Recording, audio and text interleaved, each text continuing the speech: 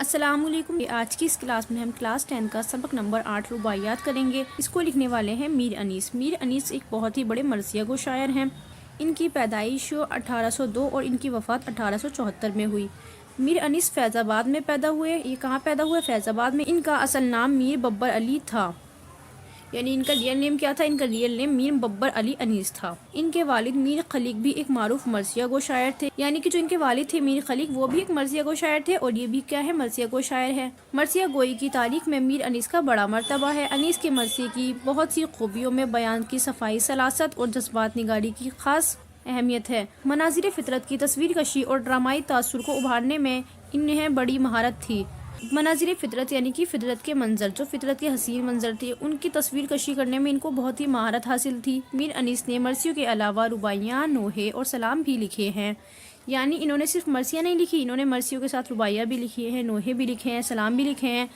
लेकिन उर्दू शायरी की तारीख में वो अपने मरसियों की ही वजह से एक मुमताज़ मकाम रखते हैं। यानी कि मीर बब्बर अली अनीस ने रुबाइयाँ भी लिखी हैं, नोहे भी लिखे हैं, सलाम भी लिखे हैं। लेकिन सबसे ज़्यादा ये फेमस किस लिए हैं? सबसे ज़्यादा मकाम किस चीज़ में रखते हैं? मरसिया गो में रखते हैं। इसलिए मरसिया निगारी की वजह से ही खास पहचाने जाते हैं। रुबाइयात। रुबाइयात रुबाई की जमा होती है और उसके मायने क्या होते हैं? इसके मायने ऐसी नज़म है जो 4 मिसरों पर मुश्तमिल हो और इसका पहला, दूसरा और चौथा मिसरा क्या होता है? हम काफिया और हम रदीफ होता है, जबकि तीसरे मिसरे पर रदीफ और काफी की कोई कैद नहीं होती। पहली रुबाई है, रुतबा जिसे दुनिया में खुदा देता है, वो दिल में फिरोतनी को जा देता है। करते हैं तही मगज़ सना आप अपनी, जो ज़र्फ़ इसके खाली है सदा देता है। आइए इसकी तशरीह करते हैं। देखिए, पहली रुबाई का पहला, दूसरा और चौथा मिसरा क्या होगा? हम काफिया और हम रदीफ होगा। आइए देखते हैं कैसे। खुदा, जा, सदा, ये क्या है? ये काफिया है। काफिया के बाद क्या होता है? रदीफ होता है। जैसे देता है, देता है, देता है, तो ये क्या हो गया? रदीफ होता है। रदीफ से पहले क्या होता है? काफिया होता है और काफिया के बाद लदीफ होता है। ये इसकी तशरीह करते हैं। तो लुत्फा जिसे दुनिया में खुदा देता है, वो दिल में फरोतनी को जा देता है। तो यानी कि इस रुबाई में मीर अनीस क्या कहते हैं? मीर अनीस कहते हैं कि अल्लाह जिसको बुलंद मकाम देता है और उसको बड़ा बनाता है, बुलंद मकाम देकर उसका मर्तबा बुलंद कर देता है, तो उसमें क्या आ जाती है? फरोतनी आ जाती है।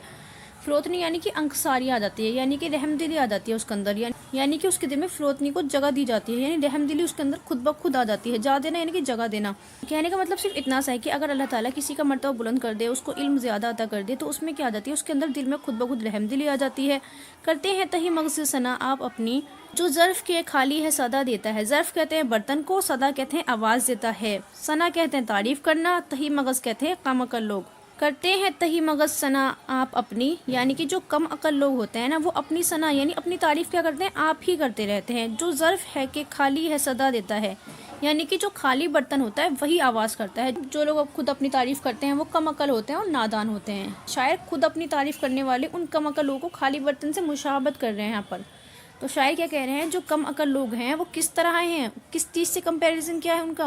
उनका खाली बर्तन से कंपैरिजन किया गया, उनसे मुसाहबत दी गई है। क्योंकि खाली बर्तन जो होता है वो हमेशा ज़्यादातर आवाज़ करता है, और जो कम अकल लोग होते हैं, जो बिना पढ़े लिखे लोग होते हैं, जो कम अकल लोग होते हैं, जो बेइल्म वाले लोग होते हैं, वो क्या करते हैं? अपनी तारीफ़ खुद ब खुद करने लगते हैं। लेकिन जो हकीकत से भरे हुए लोग होते हैं, जिनको पता होता है सच्चाई क्या है, हकीकत क्या है, उनके अंदर खुद ब खुद रहमदिली आ जाती है।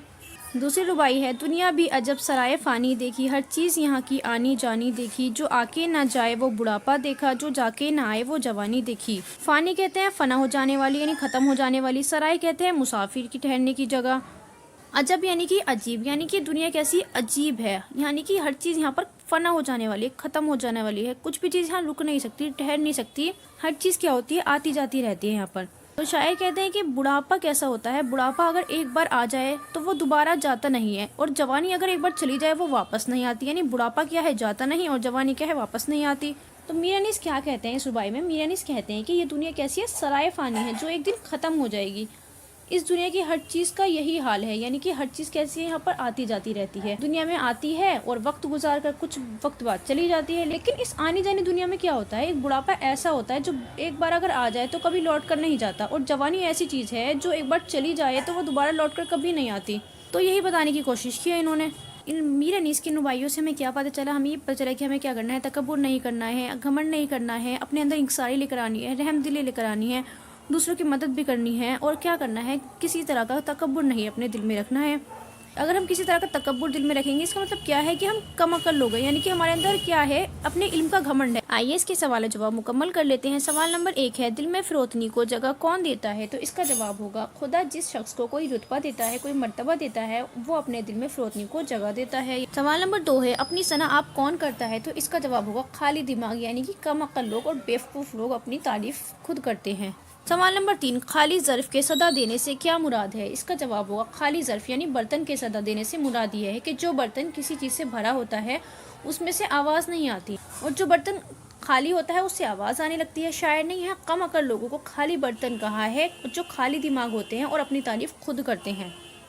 सवाल नंबर 4 है, शायर ने दुनिया को सराय फ़ानी क्यों कहा है? इसका जवाब होगा सराय आर्जी क़याम गाह होती है, यानी मुसाफिर कुछ दिन के लिए ठहरते हैं। दुनिया में आने वाले लोग एक रोज़ मर जाते हैं, उनकी ज़िंदगी कैसी होती है? आर्जी होती है। इसलिए शायर ने दुनिया को सराय फ़ानी कहा है कि एक रोज़ ये दुनिया भी कैसी हो जाएगी, फ़ना हो जाएगी, यानी ख़त्म हो जाएगी। सवाल नंबर 5, बुढ़ापा और जवानी के लिए शायर ने क्या फ़र्क बताया है? इसका जवाब होगा शायर ने कहा है कि जवानी आकर चली जाती है और बुढ़ापा जब आता है तो मरने तक बरकरार रहता है। हमारा सबक मुकम्मल होता है।